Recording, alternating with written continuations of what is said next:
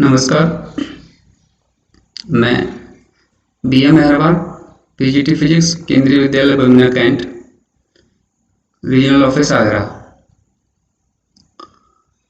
Today we are going to discuss the chapter number 4, moving charges and magnetism. So in this chapter, first I want to introduce the concept of magnetic field, Oersted experiment, Weierstrass law, and its applications. As we know, when the charge is at rest, it exerts a electric field. So similarly, we can say when a charge is in motion, we can say or current through a conductor produces a magnetic field.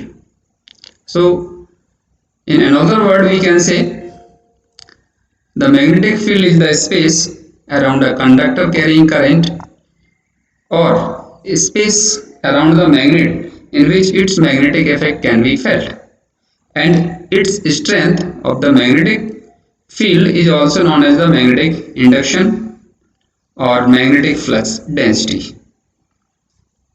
Now the next topic is Oersted experiment. As we know, when a charge is in motion, around it a magnetic field is induces. So to show this magnetic field, Oersted perform an experiment, in which what is the arrangement we have to see, and how does the magnetic field induction can be felt by using the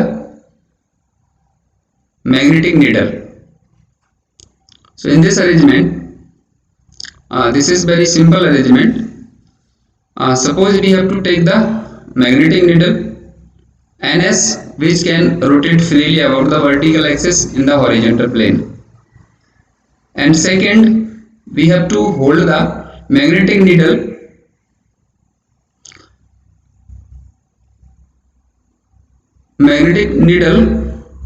NS parallel to it. Now we have to complete the circuit by closing the key such that current flows in the wire from A to B. So after that, what is the observation? We will found what is that the north pole of the magnetic needle gets deflected towards west, and if the polarity is reversed, the north pole of the magnetic needle gets deflected toward east. So this is the simple experiment performed by Oersted, and the conclusion of this experiment, since we know the magnetic needle can be deflected only by interaction of another magnetic field, so we can say the current in the wire must be producing a magnetic field in the surrounding space, and the direction of deflection magnetic field due to current in the wire is given by the Ampere swimming rule, or it is also known Snow rule. So how do we find the direction of the magnetic field? If we imagine a man swimming along the wire in the direction of current, with his face always turned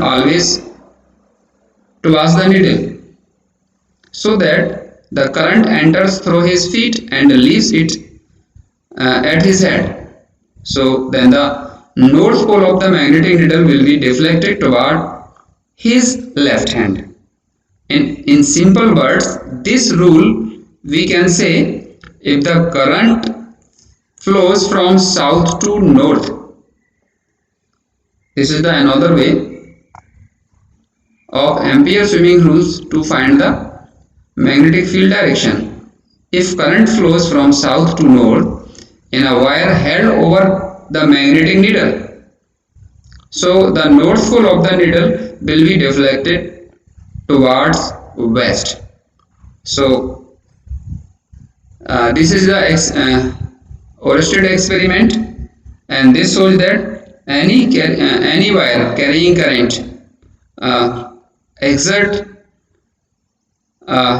produces a magnetic field around it. But what is the magnitude of magnetic field? This is determined by the Weierstrass law. It is also known as Laplace law. What states that this law deals with the magnetic field or magnetic induction due to a small current element. Actually, what is a small current element? Suppose if we consider a wire of length xy,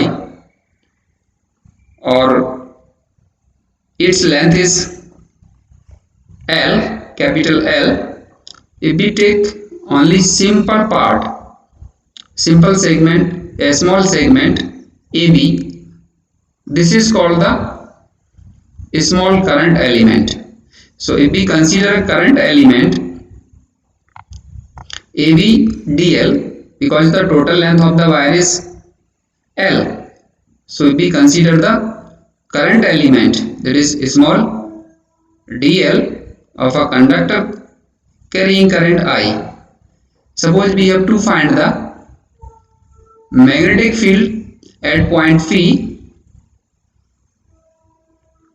having position vector r with respect to current element dl, and the theta is the angle between current element and the position vector. So what did observed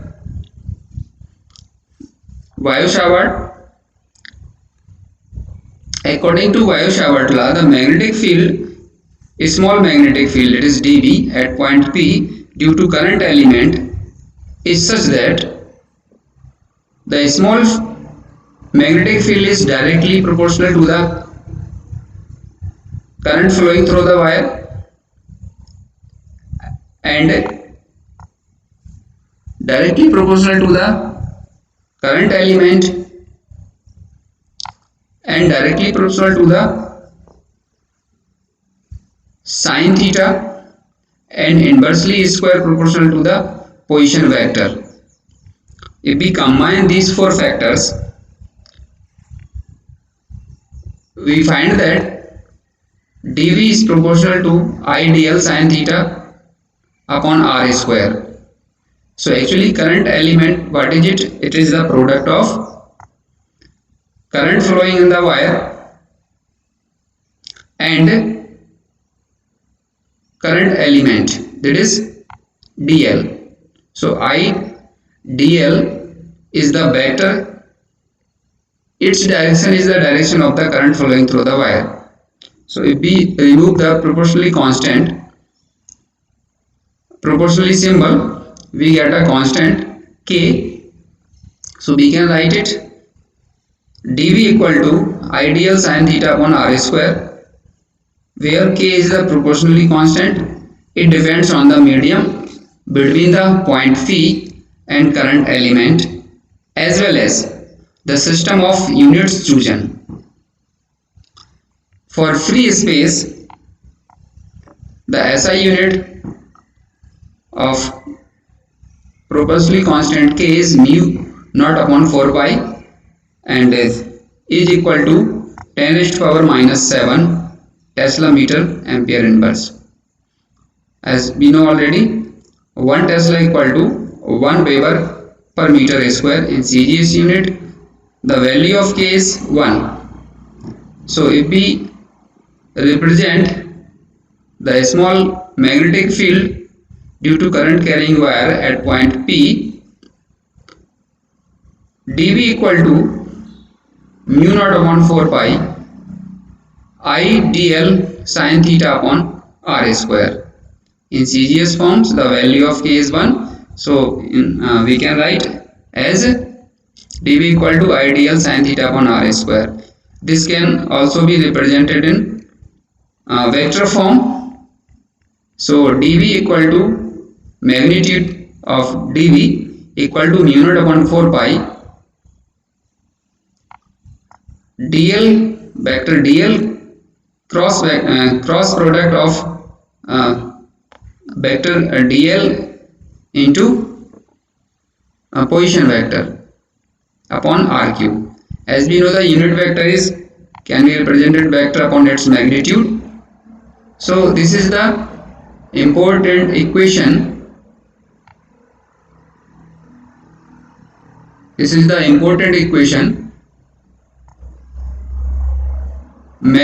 Small magnetic field due to small current element. Okay. So now what will be the direction of the magnetic field? As we know already, A cross B. The direction is perpendicular to the plane of A and B. So similarly, the direction of small magnetic field is given by vector dl cross vector r. So the direction of the magnetic field will be perpendicular to the plane of dl and vector r. So the direction also we can find by using the right hand screw rule. Okay, if we place a right hand screw at a point P perpendicular to the plane of the paper and turns his handle from DL to R, from DL to R, if we turns the handle or move the screw, then the direction in which screw advances gives the direction of field. So the direction of dV inward, that is perpendicular to the plane, if point P is left side of the element. Second condition is, if the point P is left side of the element, the direction of small induced magnetic field will be directed outward. In the case of the point P is right side of the current carrying conductor, the direction will be directed inward, which is perpendicular to the plane. Now we see the special cases. What are the special cases? We can say if the angle between DL and R is 0, that is, we can say DL parallel to, that is DL parallel to position vector.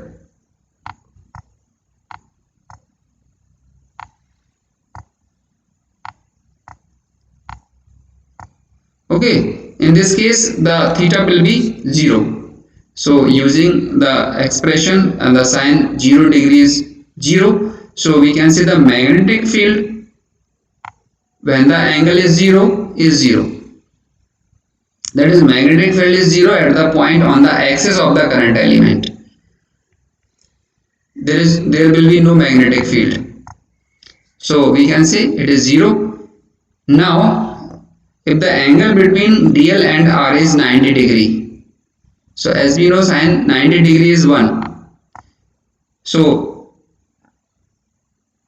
magnetic field will be mu naught upon 4 pi IDL upon R square, which will be maximum magnetic field due to current element when the point is perpendicular to the current carrying conductor. Now the magnetic field due to current element is maximum in a plane passing through the element and perpendicular to its axis.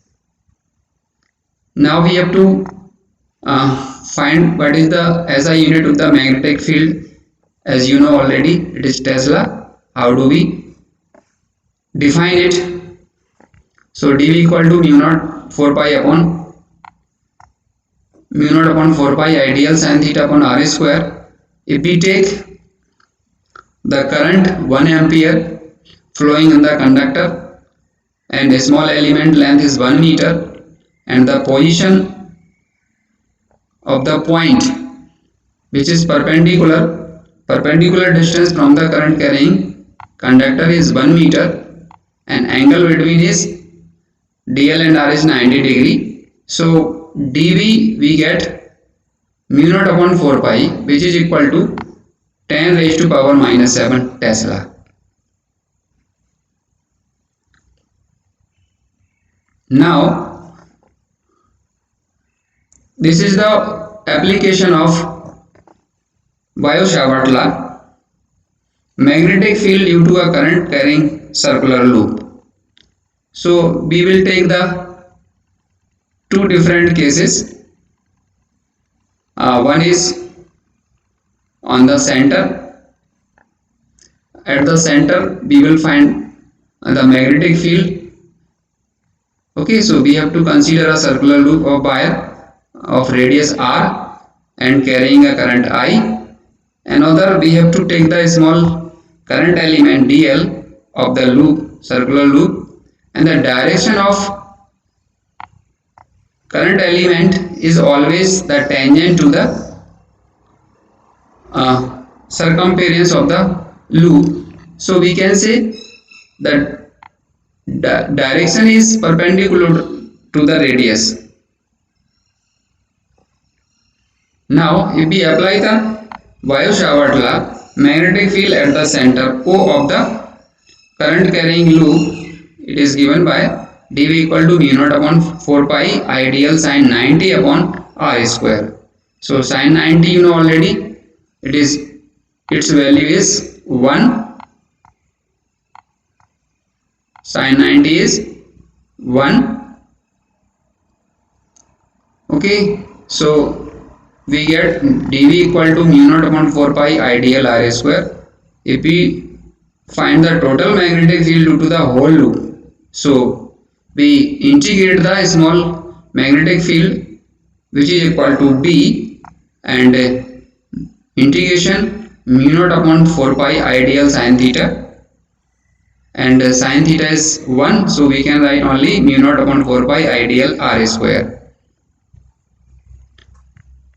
So as we know, mu naught upon 4 pi, current is constant, the distance is constant which is equal to the radius of the circular loop.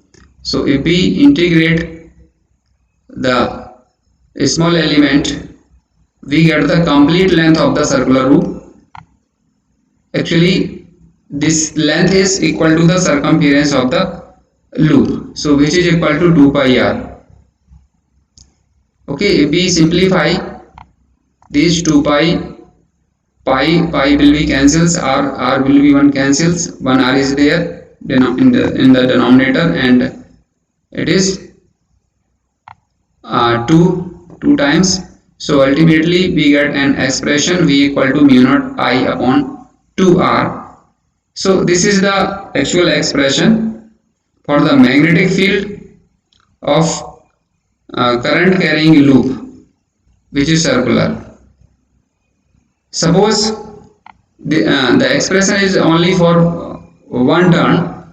Suppose if the coil having the number of turns n all bound over one another, so total magnetic field for n turns current carrying loop is given by n mu naught I upon 2r. So this is the expression for, you know, we can see from this expression the magnetic field in the current carrying loop is directly proportional to the current. That is, the magnetic field will increase when the current will increase, and if the distance is greater from the circumference, then the magnetic field will be smaller. And the second application is here on the axis of circular current carrying loop. Suppose we consider a circular loop of radius A carrying current I and place in the plane YZ. Okay, so this is X, this is Y, current carrying loop is placed in YZ plane. This is YZ plane. Okay, YZ plane which is perpendicular to the plane with center O. Now we take a point on its center P, which is at a distance of x from the center O, and we have to consider current I is flowing in the circular loop. So if we take the two current element DL and another DL which is diametrically opposite, so the distance from the current element to the point P is given by R equal to under root A square plus X square. Actually the radius is perpendicular to the center, so this is right triangle. So the longest side is the hypotenuse, the OP is the base, and the radius is the perpendicular. So by using the Pythagoras theorem we can find the value of R. Okay, now we have to find the magnetic field at point P at a distance x from the center O. So we know already that R is the position vector.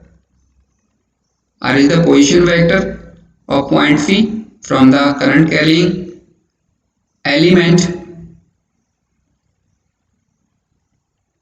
Okay, so by using the Biot-Savart law, the small magnetic field is given by mu naught upon 4 pi I dl sin theta upon R square. As the angle between R and current element dl is very small,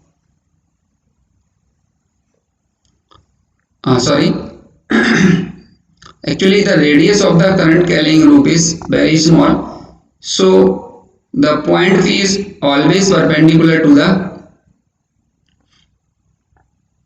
L. So the angle between R and DL is 90 degree. So if we place the value of sin 90 degree, it is 1. We get expression mu naught upon 4 pi I dl upon R square. So field V dV lies in the plane of the paper and is perpendicular to the position vector.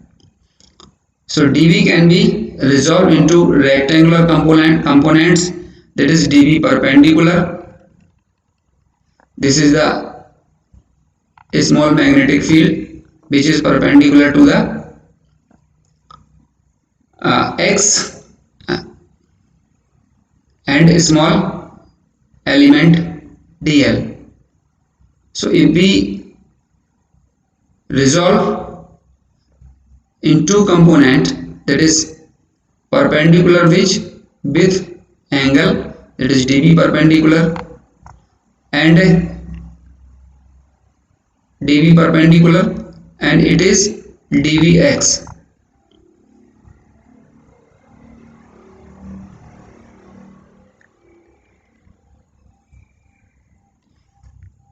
A dvx which is perpendicular and dvy we can say which is cos element, you can say. So we want to find its magnetic field at the point P. So we can say the perpendicular element is dv cos phi okay, perpendicular to the x-axis, and dvx is dv sine phi along the x-axis. So if we say the two diametrically opposite current elements of the component perpendicular to the axis will be equal and opposite, so they will be cancelled out.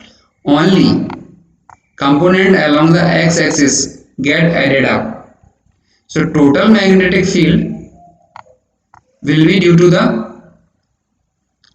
x along the x-axis. So diametrically there are many elements, so total magnetic field at that point will be only for due to positive x direction. So total magnetic field along positive x direction is given with integration of dvx, that is dv sine phi, replace dv by mu naught upon 4 pi idl upon r square. Actually the triangle is right angle, so sine phi will be a upon r. So sine phi is equal to, that is a upon r, and the radius of the circular roof, the distance is already constant or fixed,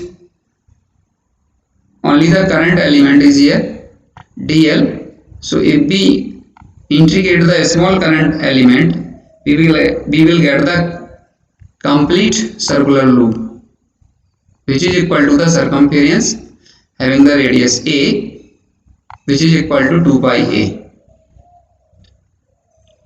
So now V equal to mu naught IA square upon 2r cube. Actually r is given already.